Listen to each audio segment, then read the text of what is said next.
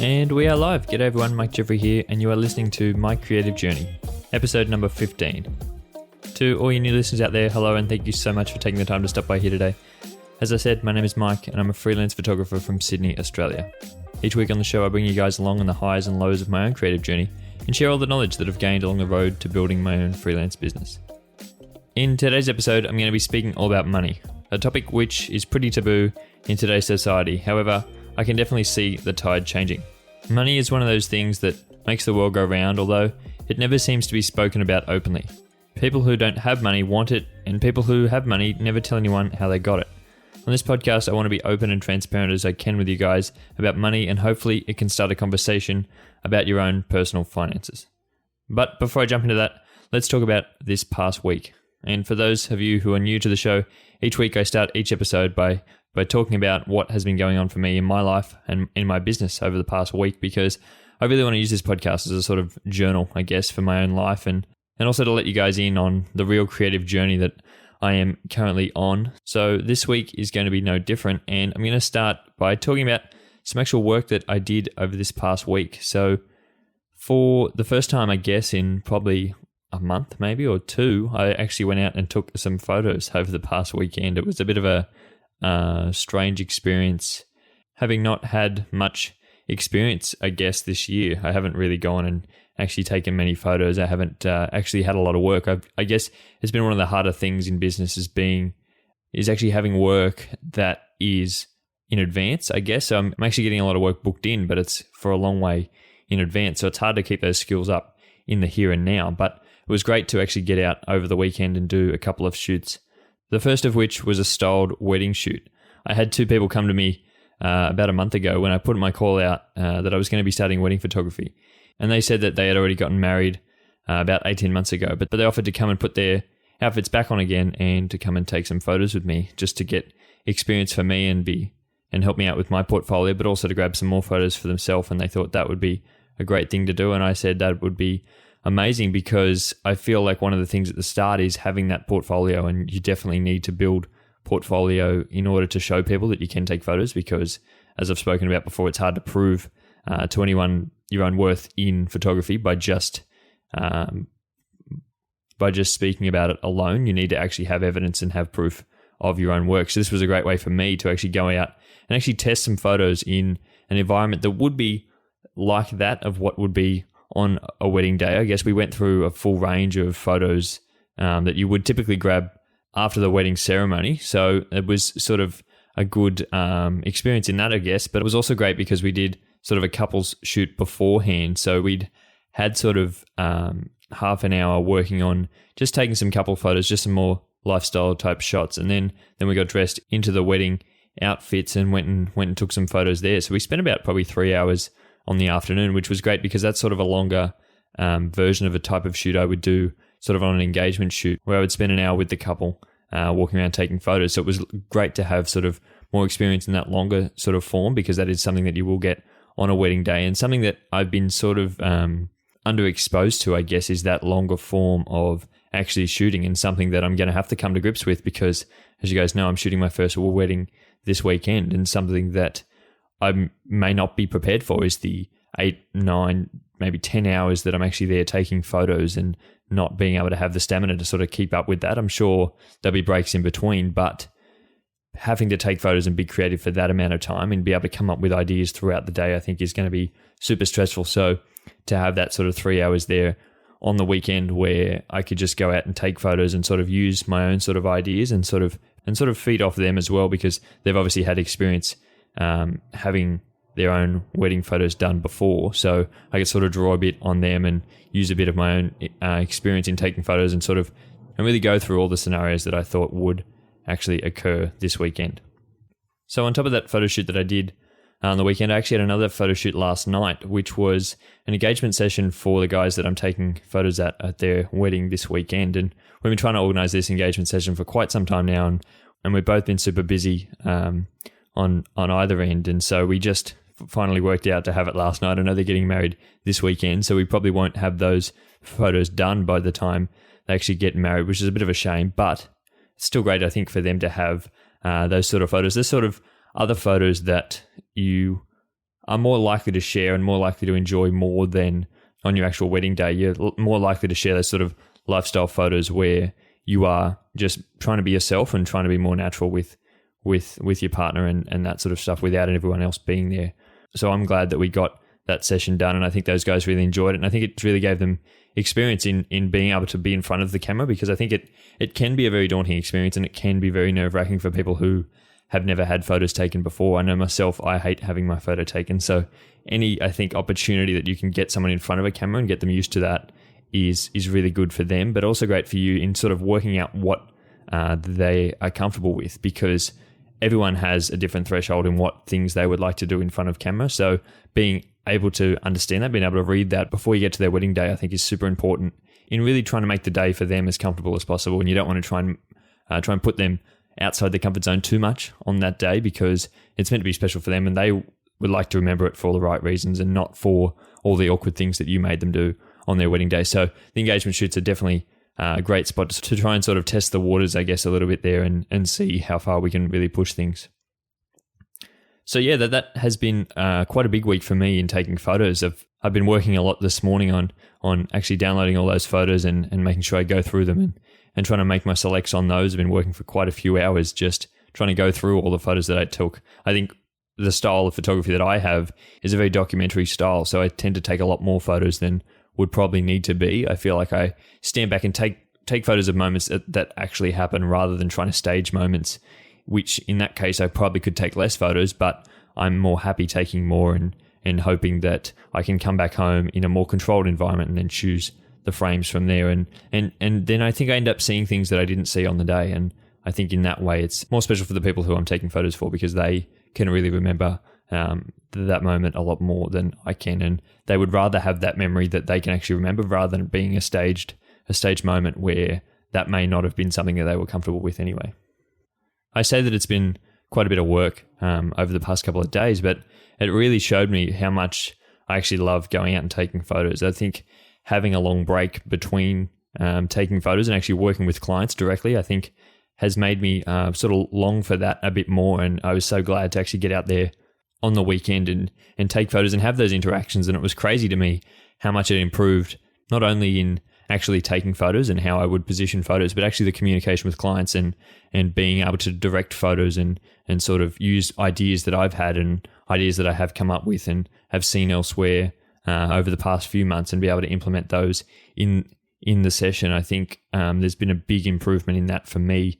And that was definitely one of the things that I struggled with in the beginning, was taking photos and being able to direct people. And I think it's part of the reason that I have the style that I do, and part of the reason that I do stand back a lot as a photographer is because I don't enjoy being in there and over directing people and handing them too much to work with. I like to sort of stand back, and I don't like to intervene on them because it's awkward for me as it is for them. So I've really tried to improve that, but also I like to be able to give direction. And I think there's up to a point where direction can be helpful, and direction can make people feel more comfortable and more confident in the work that you're actually providing. So I was glad to see that my skills in that area had improved quite drastically, I think, over the past couple of months. And I'm really excited, I think, moving forward, because that was always an area that I felt I needed to improve. And now that we've sort of addressed that, we can continue to try to get better at actually taking the photos and executing on other ideas that I have that are a little bit outside the norm. And so with the work out of the way, I wanted to discuss something that happened in my life over the past week. And I only bring this up because this episode will air next week. So by then, hopefully, everyone who I would like to have already told will know. But over the past week, my partner and I got engaged, which was a really great moment and just something that I have been really looking forward to for quite some time now, and something that we've definitely spoken about a lot before. And I'm so glad that we've made that next step, because I'm so grateful to have Emily, my partner, in my life. And I've always been of the belief that she is the one for me, and the one that has always been there supporting me and has always helped me on my journey and has been a big part of everything in my life. And I'm so glad that I get to share the rest of my life with her. And I really do enjoy those romantic love stories. And so it's great to really have one for myself, as I do work in an area where I do get to hear a lot of other people's stories along the way. And so being able to have my own was really special. And I'm so glad that I'm able to move into this next stage of my life. And I really, really couldn't think of anyone else who I'd rather be spending that with. And so I don't want to speak about it too much on the podcast today, but I thought I would let you guys know. And I think it's important, I guess, for me as well, because as I've said, this podcast is a little bit of a journal for me. And so I'm very happy to see what this next stage of my life is. And so I'm going to remember this episode as being the episode where I announce that and moving forward into my life in many ways to come. And I hope that I'm able to share that with you guys and share the experiences that I now have, being able to plan my own wedding as someone who actually works in that industry now. I feel very privileged to be able to actually work in that and also explore in different areas that I may not be used to. And I think that is going to be just an amazing journey. And I can't wait to actually get to the big day. And so now I want to move on to the actual topic of today's podcast, which, if you read the title and you've had to listen to the intro, you know is all about money. I've been wanting to make this episode, I think, right from the beginning. It's part of the reason that I wanted to really start this podcast, was to be open and transparent about everything in my life and in my business and things like that, because I always wish that I had someone else who I could have spoken to about this type of stuff and someone who I could have actually gained experiences from. And so I really want to be open and transparent with you guys. And I know that there are people out there who do listen to this podcast and who will actually gain something from these episodes and hearing me speak about things that I've gone through, because I know that things that I talk about aren't only just experiences that I go through. I know that everyone has these sort of shared experiences. And so being able to talk about money a bit more and sort of break that stigma down around everyone's finances, I think is really important. And I don't think it needs to be the big thing that it's made out to be. Now, as much as I have been planning on making this episode this week, it actually comes in quite a timely manner because, as I just spoke about, I just got engaged. And so there's going to be a big financial strain on me, I guess, over the next 12 months and even moving forward into that. And so I really want to speak about some of the things that I'm going to be trying to do moving forward in order to combat that issue moving forward. But also I think it's important to address where I am now and where I will be going forward, because this can be a stressful thing for a lot of people, and I don't think it needs to be. And I think sometimes there are things we can do to try and avoid some of that stress. And so I want to talk about some of the stress that I've been going through, but also some of the things that I've done to sort of work around those things. And so there are really two main reasons for me making this episode. And the first one I've spoken about is to remove the stigma around talking about finances and talking about your own money. And so that really comes back to the fact that really I don't hear a lot of people speak about it. It's one of those things that I'm so surprised, because it actually makes up quite a large amount of the things that I do every day to day is my personal finances and using money and having a transaction in place in all aspects of our lives. But yet it's not something that everyone will talk about. And even on a more personal level, I don't talk about it with friends and family and that sort of stuff. And I think that is a real shame, because it's one of those things that people don't actually have an education on. It's one of those things people go through life and don't actually learn about unless they actually go out and try and seek answers around those sort of things. And so hopefully by speaking about it today, I can create a conversation either with me and hearing this conversation, but also create a conversation with you internally, and maybe then to use to have a chat to someone else in your own life about your finances and about things like that. It doesn't need to be a big chat. It doesn't need to be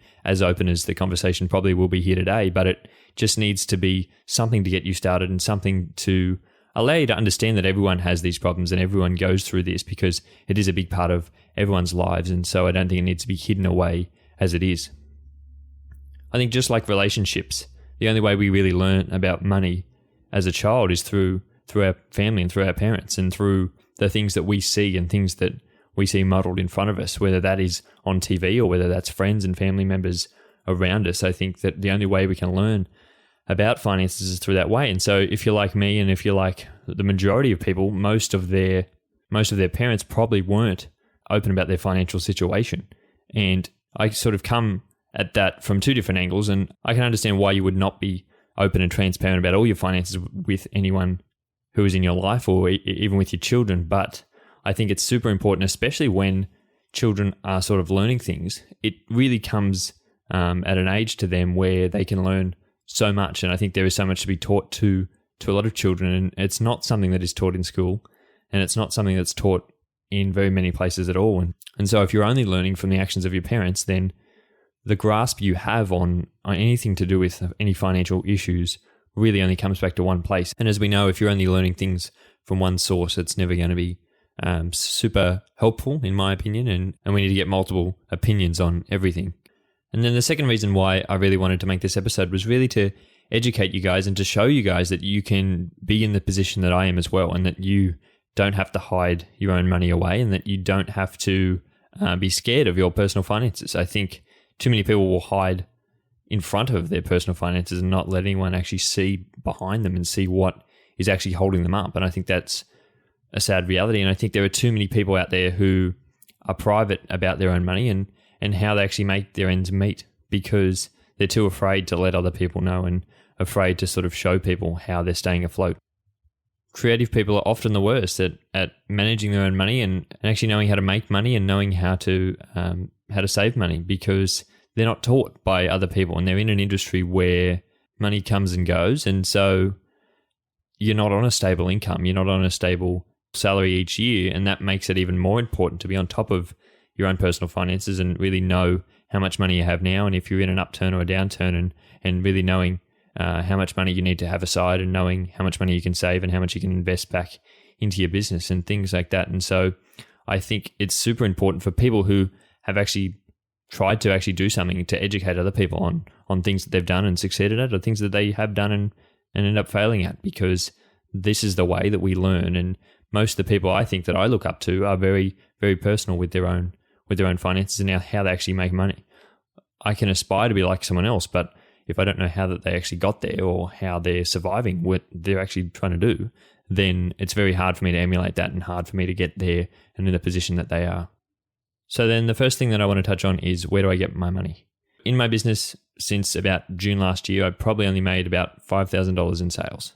And that is upfront in sales without actually having to pay for anything else out of that. So after the end of this year, I have already spent all of that $5,000 on either things in the business or other things that I've had to reinvest other money in the business. I'm very big in actually reinvesting in the business, but to be honest, most of that $5,000 hasn't actually gone enough to pay the bills in the business. And so that has been where all that has gone. It is definitely increasing on a month-to-month basis. And I would say I probably didn't make my first $1,000 until about 6 months in, but still we're not at a point where I've actually broken even yet. And so it can be very challenging for me, I guess, in trying to stay committed and trying to stay in the business and try to stay in there when you're not seeing the returns that you thought you would be seeing at this point. I spoke about this in the beginning, in that most of the work that I have is in advance, and I've been really booking a lot of work down the track, so that's not actually handing me any money now. I really have to really try and be out there and in front of it and try to make more sales now. But as I said, it is on the increase, and I'm very confident in the way that it is trending. But still, at this point, we're not really making a lot of money, and so that really begs the question: where do I get my other money? Because I don't have another job. I don't work outside of my photography business. I don't have another job on the side. I don't live at home. I'm in an apartment basically in the middle of Sydney, so it's not as if my rent is cheap either. And therefore, that probably asks the question, how do I survive? And the answer really comes down to, one, I had quite a fair bit of savings at the start of last year when I ended my last job. So I was working a job previously to that, and so I had a fair bit of savings saved up. But also, I've been receiving a government payment. So job seeker, for all of you Australians out there who are listening, I've been receiving that for the past 12 months probably now.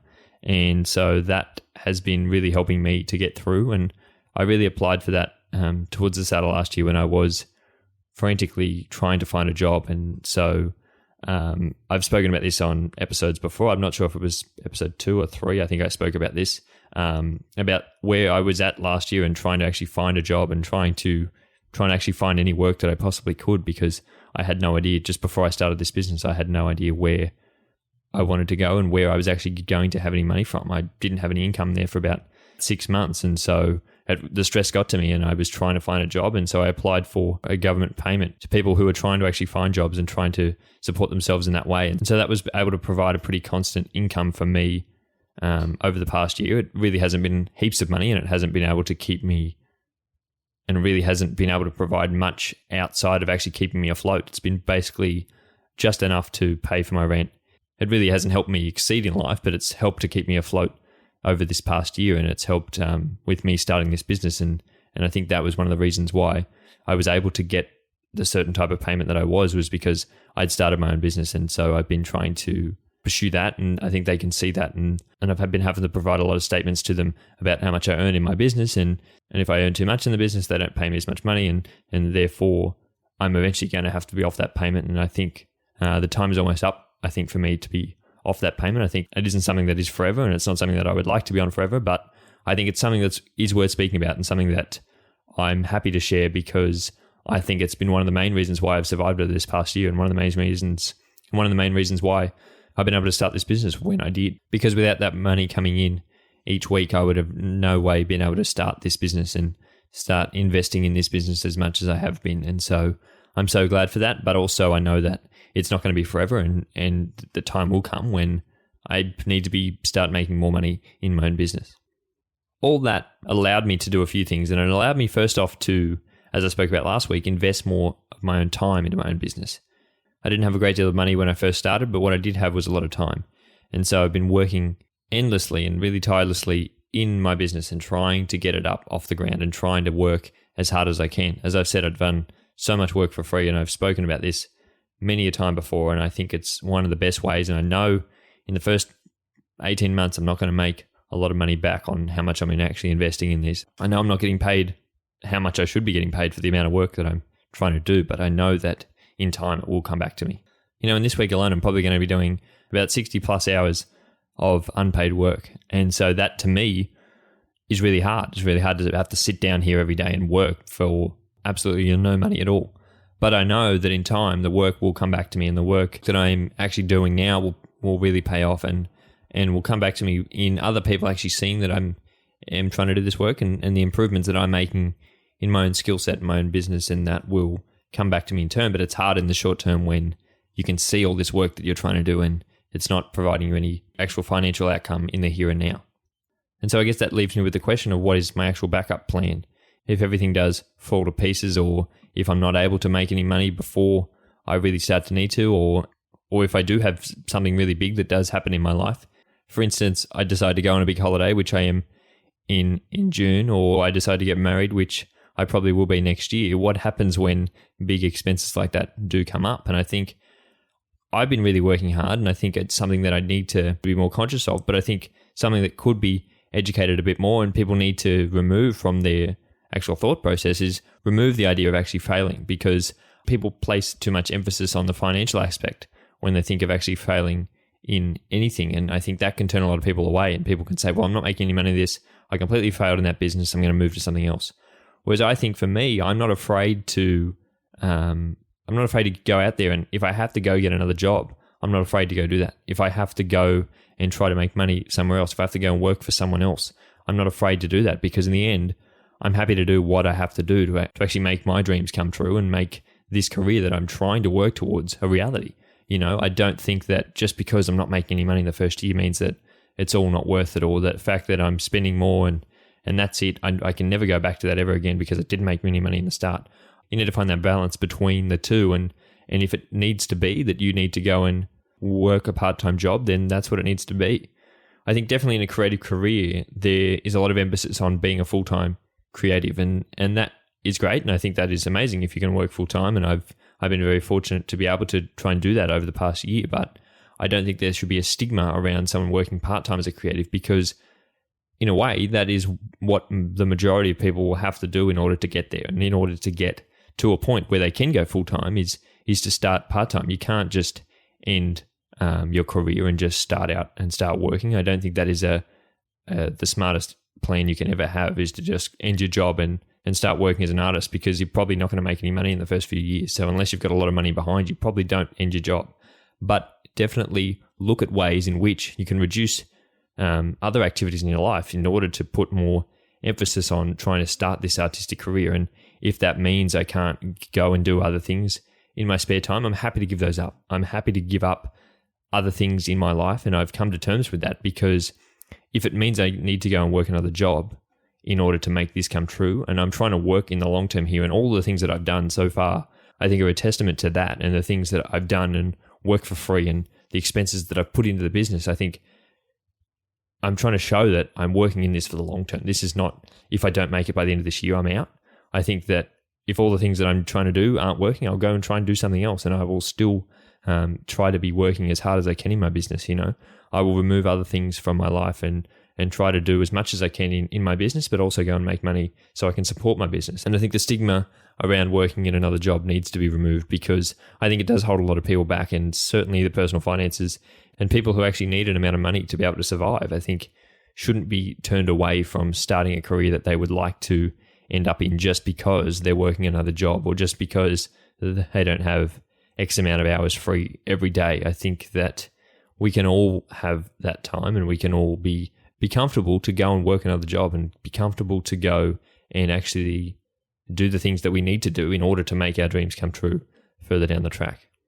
And so now I want to work into some more practical tips in ways to actually save money, because it isn't always about making more money, but sometimes it can be about spending a little bit less money. And so there are two ways that you can think about that and ways that you can actually make more money. But now we're going to focus on ways to save money. And I think that is an important thing, because I think too many people are out there overspending on things that they don't really need. And I think there is this big thing that if you're spending more money, then you're earning more money. And it's not always true. Of course, you need to invest in your own business, but invest in the right ways and invest in things that are actually going to help grow your business and not just things that you think that you actually need. And so I really want to preface this by saying that don't stop things that you actually enjoy. I've always really enjoyed going down to the cafe in the morning and having a cup of coffee there. And so when it comes to trying to save money, when people tell me I need to cut down on the amount of cups of coffee that I have each week in order to be able to save a bit more money, I say, well, I really enjoy that. And so I don't want to cut that out, because then that's going to impact on my lifestyle as a whole, because that's something that I really enjoy, and that's something that I really identify with, and something that I find a lot of satisfaction in, and something that brings me a lot of joy in my life, but in my business as well. It actually frees me up to be out of the house and other things like that. And so don't cut things out that you really enjoy. And if that is something that you really, really enjoy and actually find satisfaction in, I don't think you should cut that out. And that is when you have to go to the other school of thought that if you're not going to try and save more money, you need to earn more money. And so if that is really something you like to do, you need to find a way to actually financially afford that, rather than trying to cut that out of your life, because in the long term, that's going to make you a lot more unhappy. And I don't think that's ever a successful way to be in business. I find this hard to speak about because I don't really know what the average person spends their money on, but I'm just going to take a wild stab in the dark here, and I'm going to give a list of a few things that I think you could possibly do to reduce the things that you're spending money on. So the first one that I have here is clothes. And so I don't spend very much money at all on clothes. It's been a long time since I've really had to go out and buy new clothes. I recently did have to go and buy a few new things to wear to a wedding, but apart from that, I don't buy a lot of new clothes, and I'm happy to wear clothes until they're at the end of their being able to be worn. I don't change my wardrobe every year and have to go and buy new clothes. And a lot of the time, really, when I do go and buy new clothes, I go to an op shop, or I go to a secondhand store and actually go buy clothes that way, because I also don't believe in the whole fast fashion industry and all the things that it stands for. So I enjoy actually being able to go to the op shop and go to secondhand stores and actually buy clothes from there as well. But also it's very good for me financially as well. So that is a great thing. And I don't think that you need to have amazing clothes all the time. Most of the time I work from home, so that also gives me a great advantage to not have to wear brand new clothes all the time, because I'm here by myself. So that really doesn't change much at all. One of the other things that I do basically every day is to cook at home, and that significantly reduces the cost of my bills each week. And so any way that I can do that, I'm always happy. And so I'm happy to cook at home, and I really enjoy being able to cook at home, and that's something that I enjoy. And it also saves me a lot of time as well, because I think that being able to cook at home and interact and just be at home and not have to head out, I think saves me a lot of time in the long run. And I enjoy being able to cook, and I enjoy being able to have a wide range of things that I eat at home. And I don't think it needs to be that you aren't able to ever eat out. I definitely eat out maybe once a week, and I go catch up with friends and things like that, but I'm definitely not eating out every night of the week. I also don't drive a fancy car, nor could I afford to, or nor would I even want to, because I don't place much value on that. When my partner and I bought our car, we bought a very old second-hand car a few years back, and it's been surviving quite well. ever since. And so I never felt the need to go out and have to buy a brand new car, and I've never felt the need to have that. I've never been someone who needs to flash things in front of other people. I know that I'm successful and I'm very happy in my life and very content with where I am, and very happy that I have control over the amount of time that I'm able to spend with the things that I do and the things that I'm able to work in. And I have control in my life and to be able to work in the area that I really enjoy. And so that is what brings me joy. And that is what allows me to continue to have the overall happiness that I have in my life. And it's nothing to do with how expensive the car is that I drive or anything like that. And so that is another way, I think, for a lot of people to reduce overall spending. Another thing is that I actually live with other people. I actually share an apartment. And so that has helped me and my partner to be able to reduce our costs very significantly on the place that we were in before. But also, I think it has allowed us more freedoms with other things as well. And it's allowed us other things that we didn't think would actually come along with that.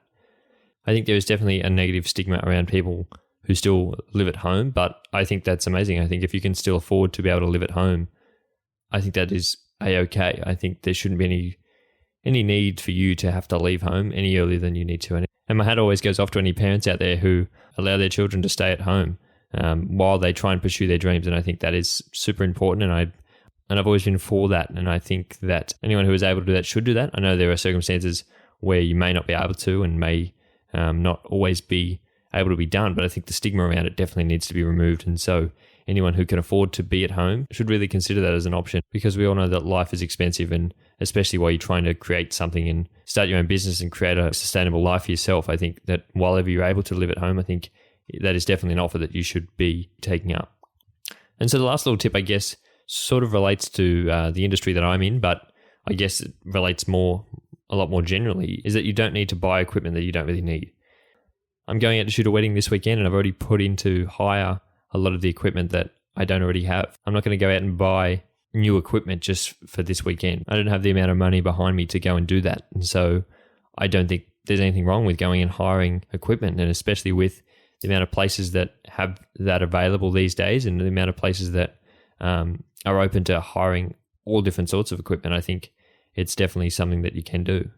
And it is something that I've done on several occasions before, where I've had to go do a photo shoot with things that I don't actually have, but I can still go and do the work. I would never turn down work on the basis that I don't own equipment for that specific job. I'm all for using what you have, but there are some times where you need a specific tool to do a specific job. So I don't think you need to go and buy that piece of equipment, especially if it's a job that you're never going to have to do again, or you don't foresee yourself having to do again for another 12 months. You know, if it's not something that you're using at least once a month, you probably don't need to own that piece of equipment. You know, like that is something that you could just hire, and it would drastically save the amount of cost that goes into that actual shoot. And it definitely saves the upfront costs. You know, after you've started to rent it a few times, you probably, could consider whether you would actually purchase it. And I think that is a great way to decide whether you actually like a piece of equipment as well, is being able to rent it up front and seeing if you actually like the piece of equipment before you actually buy it. But definitely, I think renting equipment before you actually go and purchase equipment is definitely the way to go, and that can definitely save you a lot of money in the long term. And so changing gears a little bit now, I never really went into photography to be able to make money, but that doesn't really mean that I'm not allowed to. And I think most creative people have fears around actually making a substantial amount of money. That is often rooted in the fact that they enjoy what they do and they enjoy the services that they provide, and so they don't feel that they need to charge for them because it doesn't really feel like work. If I was out there trying to do hard work that I didn't enjoy, of course I'd want to be fairly compensated for that work because it's something that I didn't like to do and I had to go do it for someone else. So I'm going to want to be compensated for that. But for me, the work that I do on a day-to-day, I quite enjoy the work that I do. And so it never feels like work to me, and it never feels like something that I would ever charge anyone for. And so I think that is often why I'm quick to jump to give clients a discount, because I really want to do the work and I don't ever want the price to hold them back from choosing to work with me. And I have to really pull myself up on that, because I can often get myself in trouble with that, in not thinking that the client would actually want to pay the full price for my services. It's often surprised me in how many people are happy to pay full price for the things that I provide, because they can see the value in that, and they can see that, they can see what it's worth, and they know what it's worth, and they're really happy with the end product. And so you don't need to give people a discount in order for them to be happy to work with you. having money allows you to make change. And that has been one of the biggest realizations that I've been trying to come to in trying to convince myself that it's okay to be able to charge people for the work that I do and actually make more money. It's always been something that I've been trapped in not being comfortable in being able to make more money. But I need to remember that having more money allows me to make more change. The more money I can make from shooting weddings, the more amount of weddings that I can shoot for free.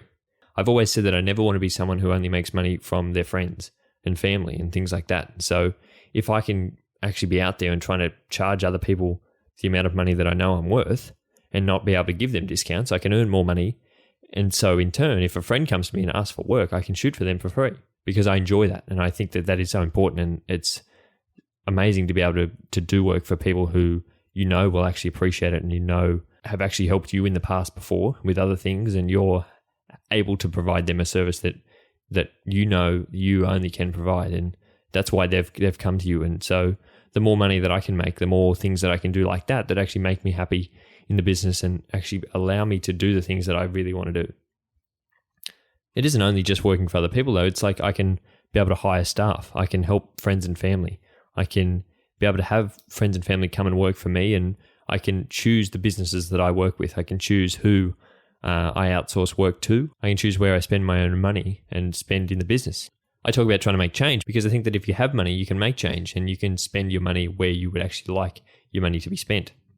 If I don't want to get my photos printed at a particular print shop because they're not very environmentally friendly, or they're an overseas business that I don't have any connection to, I don't need to shop with them. I can afford to go to the person up the road who I know is more environmentally friendly and who uses locally sourced materials, because even though they're a bit more expensive, I earn more money and I'm charging more, and so I'm using that to be able to spend the money with the people who I would like to spend it with.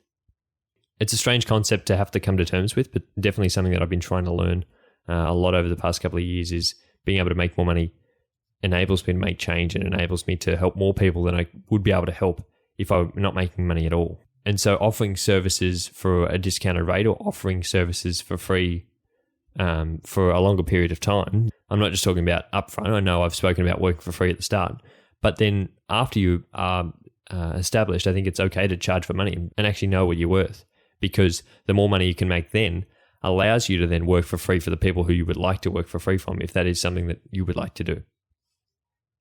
And so I just want to round out this episode with talking about a bit about my own personal finances and how much money that I actually need to make to be able to survive. And this is a little bit for me, but also a little bit interesting for you guys as well, and something that I've been working on recently and trying to work out what is the actual amount that I need to hit in order to be sustainable in this business per year and moving forward into that, because that is something that always weighs in my mind, especially when I don't have any outside income.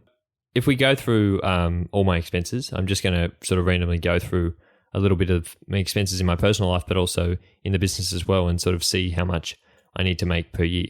So let's just go starting off with some of the expenses that I would normally have in the business. So these are going to be just normal expenses that are pretty consistent through the year. So starting off with my website, I pay about $500 a year, I think, for that. As far as I'm aware, I think so. So that includes the subscription I have to my website service, like that. Includes my domain name and my emails and all that sort of stuff. So that's about $500 a year. I then have a small amount of insurance, which is about $300 a year, on really specific things that allow me to do my business, and I'm sure that's going to vary between people. My Adobe subscription, which is all the editing software that I have on my computer, and all that sort of stuff that allows me to actually edit photos and do all that sort of stuff, is about $800 a year. I probably spend about $50 a month on advertising, so that's another $600 a year. And so all those operating costs there probably come up to just over $2,000. And then we're talking about other things, so things that I need to buy in the business. So last year I bought 2 new cameras and a few new lenses, which came to about $7,000, I think, all up. And that was partly because my old camera had stopped working in the way I needed it to work, and so I needed a new one. But then also I decided to get an extra one on top of that, because I think it's important to have 2 different cameras, especially working in an environment where if one breaks, you need another one on the job on that day. So it's very important to have that as well. So those are costs that are going to come up throughout the course of things, and you need to have different money aside for that sort of stuff as well. So my partner and I pay about $410 a week in rent, and we almost basically halve that each week. So it rounds out to be about $12,000 a year for me, around about.